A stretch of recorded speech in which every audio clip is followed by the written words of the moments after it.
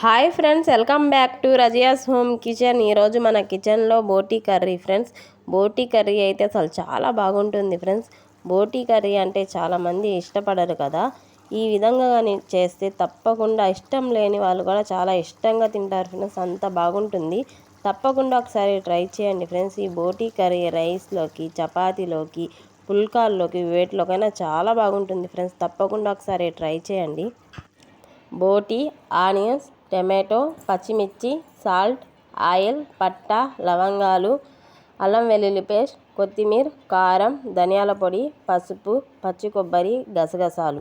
ముందుగానే బోటీని ఉడికించి పెట్టుకున్నాను. ఒక మిక్సీ జార్ తీసుకొని పచ్చి కొబ్బరి, పట్టా, లవంగాలు, మిరియాలు, గసగసాలు వేసుకొని గ్రైండ్ చేసుకొని మసాలాని రెడీ చేసి పెట్టుకోవాలి ఫ్రెండ్స్. స్టవ్ వెలిగించుకొని కడాయి పెట్టుకొని కడాయి హీట్ అయ్యాక ఒక 2 టేబుల్ స్పూన్ల ఆయిల్ని వేసుకోవాలి.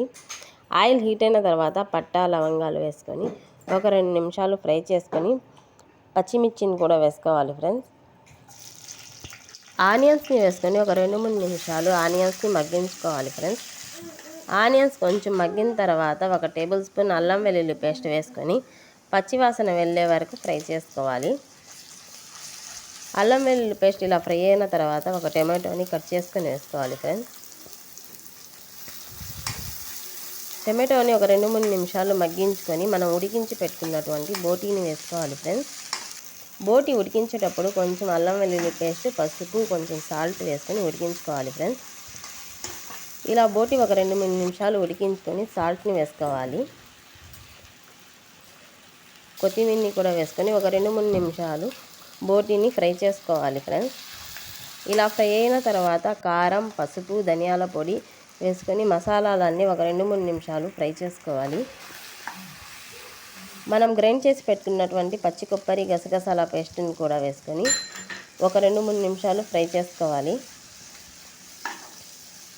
ఇలా ఫ్రై అయిన తర్వాత మన కర్రీకి సరిపడినంత వాటర్ని వేసుకోవాలి ఫ్రెండ్స్. చూసుకొని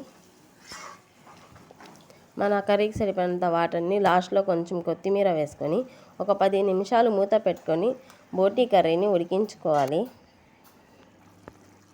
అంతే ఫ్రెండ్స్, బోటీ కర్రీ రెడీ అయిపోయింది.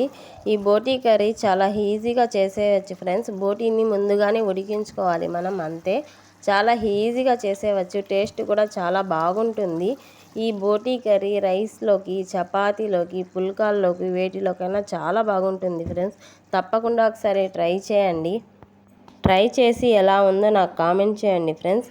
బోటీ కర్రీ వేడి వేడి అన్నంలో వేసుకొని తింటే చాలా బాగుంటుంది ఫ్రెండ్స్. బోటీ అయితే అసలు సాఫ్ట్గా చాలా బాగుంది ఫ్రెండ్స్. తప్పకుండా ట్రై చేయండి. ఈ వీడియో మీకు నచ్చితే లైక్ చేయండి, షేర్ చేయండి, సబ్స్క్రైబ్ చేయండి. Thank you.